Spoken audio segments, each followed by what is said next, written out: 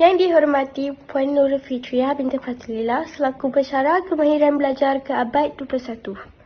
Saya Siti Nur Aisyah daripada program Diploma in Early Childhood Education akan membentangkan pelan pembelajaran peribadi yang menggariskan kemahiran yang perlu anda peroleh untuk berjaya pada abad ke-21.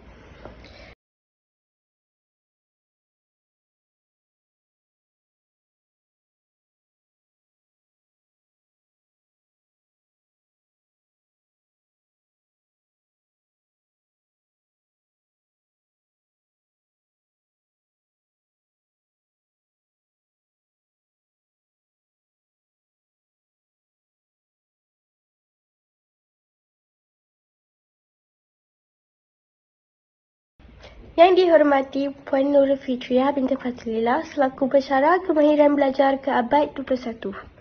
Saya Siti Nur Aisyah daripada program Diploma in Early Childhood Yang dihormati Puan Nurul Fitriah binti Fazlillah selaku pensyarah kemahiran belajar ke abad 21.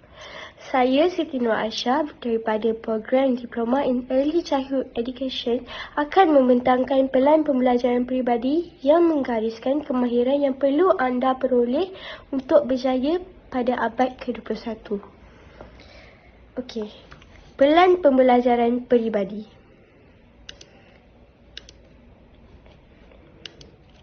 Pelan pelajaran peribadi merupakan satu strategi yang penting bagi individu untuk mencapai kejayaan dalam abad ke-21.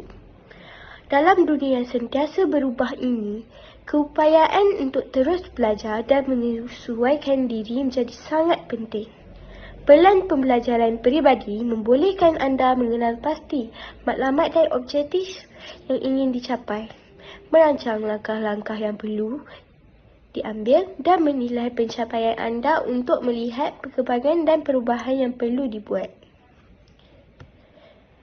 Pelan pembelajaran peribadi untuk berjaya dalam abad ke-21.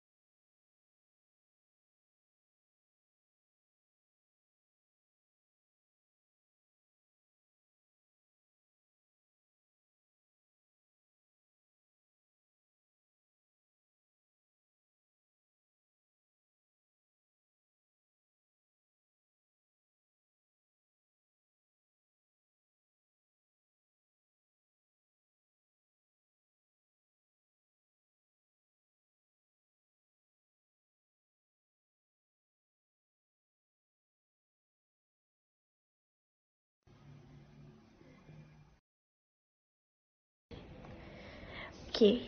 Selain itu, kemahiran 2, pemikiran kritis dan masalah penyelesaian. Justifikasinya, dalam dunia yang kompleks dan berubah dengan pantas, kemahiran pemikiran kritis dan masalah penyelesaian menjadi penting. Kemahiran ini membolehkan individu untuk menganalisis fakta, memahami isu dengan lebih mendalam dan mencari penyelesaian yang inovatif dan efektif. Okey, rancangan untuk memperolehinya ialah saya akan mengambil kursus pemikiran kritis dan masalah penyelesaian yang menyediakan teori dan latihan praktikal dalam menilai masalah secara kritis, membuang prasangka dan mengaplikasi kaedah berfikir sistematik dalam mencari penyelesaian masalah. Saya juga akan mengambil bahagian dalam sesi latihan yang melibatkan permainan dan aktiviti berfikir dengan kumpulan untuk membaiki kemahiran ini. Komunikasi efektif. Justifikasinya ialah kemahiran komunikasi yang baik adalah penting dalam berbagai situasi, sama ada dalam hubungan peribadi atau profesional. Keupayaan untuk berkomunikasi dengan jelas, memberi komen yang berkualiti dan berinteraksi dengan berkesan memainkan peranan penting dalam kehidupan sehari-hari dan hubungan kerja. Okey, apakah rancangan untuk memperolehinya?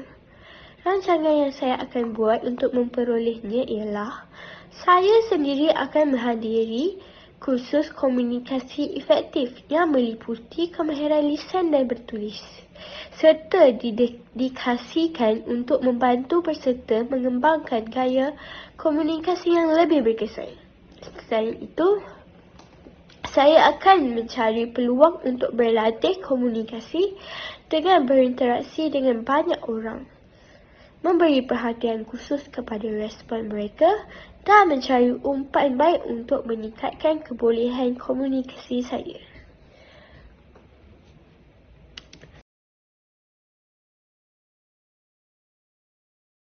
Okey. Apakah kepentingan utama pelan pembelajaran peribadi untuk mencapai kejayaan? Yang pertama, pemilihan maklumat dan minat individu. Bernasib baik, pelajar dapat memilih maklumat belajar mereka sendiri dan menentukan minat mana yang mereka inginkan. Mereka teliti lebih mendalam. Ini membantu mereka untuk mempunyai motivasi yang lebih tinggi untuk belajar. Selain itu, pembelajaran bebas. Pelan pembelajaran peribadi memberikan kebebasan kepada pelajar untuk memilih kursus dan sumber daya belajar yang dianggap sesuai dengan keperluan dan minat mereka. Mereka dapat belajar secara individu tanpa terikat dengan kurikulum sekolah tradisional. Dan akhir sekali, pendekatan berpusatkan pelajar. Pelan pembelajaran peribadi memfokuskan perhatian kepada pelajar sebagai subjek pembelajaran. Guru adalah seorang fasilitator yang membantu pelajar mengembangkan pengetahuan dan keterampilan tanpa memberikan jawapan yang langsung. Jadi, itu sahaja daripada saya. Sekian, terima kasih.